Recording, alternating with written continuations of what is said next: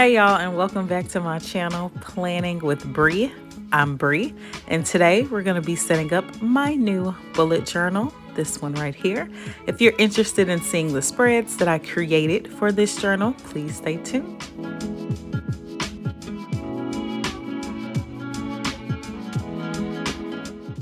Okay, so let me just talk about how excited I am for this journal.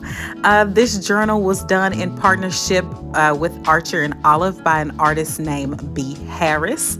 I am so very excited because I have never seen an Archer and Olive journal with a cover like this. I mean, this Black woman's hair is flourishing. The colors are beautiful. Her skin looks like mine. I'm just really excited because I had never seen this before, and I was so excited and so shocked that I was not convinced that this was an actual A5 bullet journal. I had to click on the details and figure out, like, okay, hold on, are they tricking us? Is this like some small lined journal? That ain't nothing wrong with the lined journal, it's just not what I was looking for. So I was thinking maybe I thought it was what I was looking for, but not quite, and it was gonna slip out of my fingers, and I was like, oh no, what if it's not what I need? But it is. So I don't know, I was really excited. So into what I'm doing for this journal now that I've raved about this. Also, B. Harris is an amazing artist. If you have not seen her work, I'll leave a picture of some of her work in the top right hand corner and down in my description box. So first thing I did was took another B. Harris inspired print and glued it down on that first page right there to the left. And then I wrote my name on the right where it says this journal belongs to. The next thing I did was glue those two pages together because I have absolutely no use for those two pages, and it's kind of hard to separate them to write something on them anyway, so I just decided not to. So what I am doing now, I showed a swatch of the Crayola Super Tips markers that I'm going to use, and if you look right there to the right in the top of my corner, you can see the swatches that I colored out. These are the markers that look as close as I could possibly get to the tones that are used in the cover of this bullet journal, and I thought the best thing to do to start this journal off would be to mimic that style and those colors in my first few spreads. So right now I'm just drawing some wavy lines, and I'm filling them in with various shades of my Crayola Super Tips to give it the same effect that's seen on the cover of this journal. And you know what, guys, y'all know how it is. I don't know what markers these are from the Crayola Super Tips. Hopefully you can kind of get an idea of the colors that I'm using by looking at that swatch over there on the right. Overall, I believe I used 10 colors. There are 9, what I thought was 9 colors, but it turns out one of those colors that I thought was black was actually really dark green. And coincidentally enough, I actually did not get a chance to use the black in these spreads. I just kept forgetting to grab for it. I was just using the dark brown more than I was grabbing for the black. So it worked out very well. I did add a color, which is that gold, using my Uniball Signo in gold just to create some color, because this journal is more of a matte. And I wanted something that kind of shined a little bit on my pages. So for this future long spread, I used 2 different Sigma Micron. Is it Sigma? Guys, I really should at this point know the names.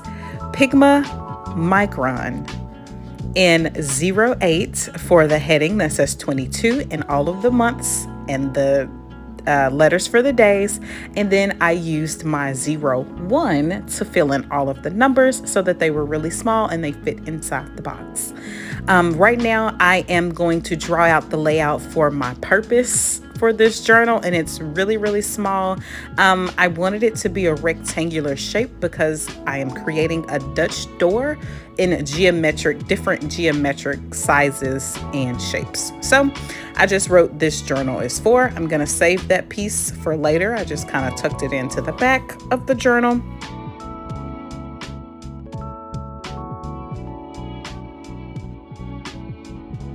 So So this next page is going to be my goals page. I am going to start out by matching the pattern from the future log onto this left-hand side of the goals page. And I can talk a little bit about the colors that I'm using if you guys want to find these colors. I'm basically using a burnt orange, a burgundy-ish red color, a goldish yellow, a purple that is more on the pinkish side. It's very vibrant, a muted blue gray, a red that's not as burgundy, it's a little more vibrant, a very, very dark hunter green, and a very, very dark brown. I am also using, like I said, my gold pen to just go in and add some accents. And that's pretty much all the colors that I'm using. I wish I could give y'all numbers so that you guys could use them if you wanted to. But for these pages, I really just drew some squiggle lines and just filled them in. Most of the times I would draw the borders out first so that when I colored it in, it would not run into the other color. I hope that makes sense. But yeah, I have really had a lot of fun drawing this out. I didn't have to draw anything except the Dutch doors, which I'll talk about a little later. So now I took out a piece of craft paper and I cut it out into a small rectangle, and I'm just writing the word goals going vertically down this strip of paper in my white paint pen. It actually looks really good on camera. I was afraid that you could see where the pen was kind of scratching up the paper.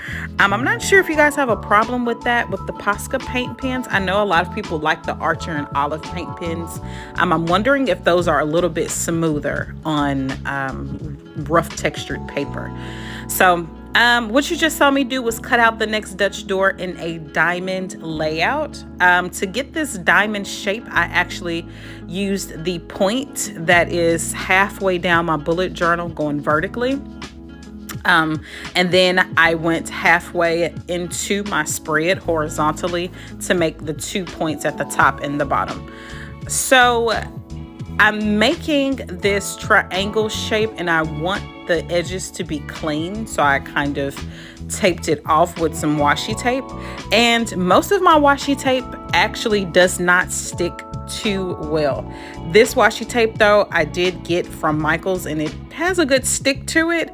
And you're going to see that I almost ruined this page because I did not stick the paper or stick the tape to something else first before I stuck it to my page. So when I am removing this tape, it actually removed a layer of my bullet journal paper. And I was so upset. And if we had time, I would actually replay the noise I made. It was a noise of absolute horror right there. I was like, no, you didn't. So right here, I'm going to try to take it up as best as I can. And then I'm going to use some Mod Podge to kind of glue it back down. And I'm going to cut off the excess that just would not stick down for whatever reason. So right here, I'm just putting some on there just a little bit. You have to be careful with Mod Podge because it is very messy. But so yes, after I've done that, I am going to outline the triangle. And then I am going to outline the Dutch door itself along the edges. For all of these outlines, the bold outlines, I am using a 08 nib. I am going to outline the entire page, and that will be it. I'll be on to the next spread.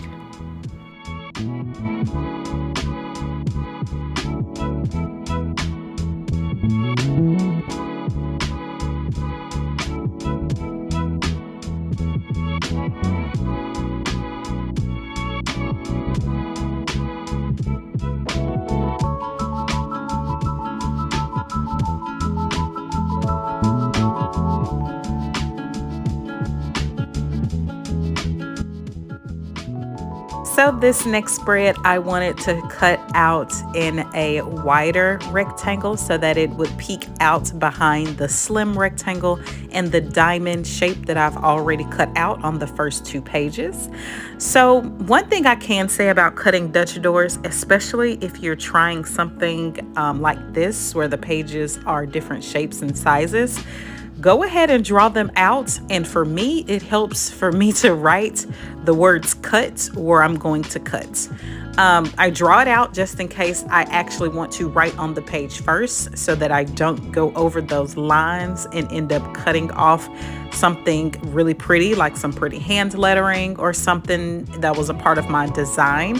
I also write cut just to remind me if I am cutting all the pages at one time and I'm getting in a groove, I'm listening to music and I end up cutting the wrong page. I also sometimes write the word keep on the pages that I do not want to cut. So if you look over here to the left, you can see that you may not be able to see it, but I also drew out that diamond shape on this page as well, so that when I did my layout, the sketch for this layout and what I wanted to do, I did not overextend my spread or my design. Oh, and another tip, please make sure you're only cutting one page at a time.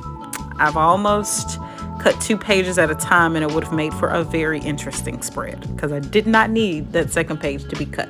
Okay, so this spread that I'm creating right now is actually going to be a continuation of my level 10 life for the next part of 2022, but I'm actually going to only use the second part of what I do for level 10 life. So if you don't know, level 10 life is coming up with sections of your life that you want to operate on a level 10. There are 8 sections of my life that I would love to operate at a level 10, and I am going to do basically a recap of 2022 to gauge where I am on a scale from 0 to 10 in all of those 8 sections of my life. Once I have done that, I then create a spread that says focus, small changes, and maintenance. So basically, the spread that I just made is only to write down what I plan to maintain, the sections of my life I want to focus on, and the small changes I plan to make to get myself as close to a level 10 in all 8 of those sections of my life. So I'm going to do that on one of my next videos. If you are interested in seeing maybe the Q2 life update, then I will go ahead and post that video. If you would like to see the the Q1 life update, so you can kind of get an idea of what I'm talking about, that is in my channel. I'll link it in the cards and down below in the description box if you're interested. This is not something I came up with. This is just something that I have adapted to help me hold myself accountable. That's what my bullet journal is for. You can use it in yours. I would love to see you guys comment down below if you use level 10 in your bullet journal. There are many spreads to do it. You can make it really fun, really cute. I actually have a video coming up with ideas about how you can make the level 10 life spreads really cute and fun. So stay tuned for that. Anyway, on this page, I just created that full pattern for the entire page, and I did a small collage using some of that brown line post-it that I got from Shein a long time ago.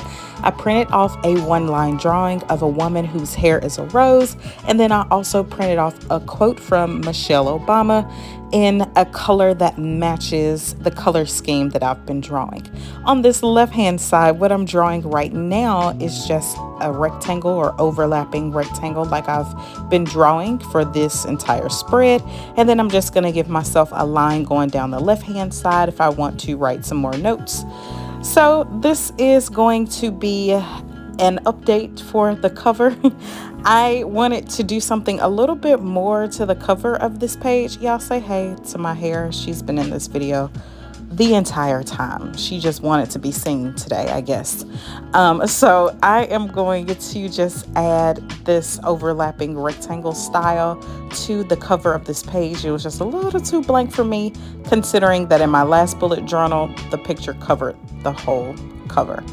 So now I am going to go ahead and flip through my spread. I hope you guys enjoyed this video. Please make sure to like, share, and subscribe, and then come back to see me next week for another video.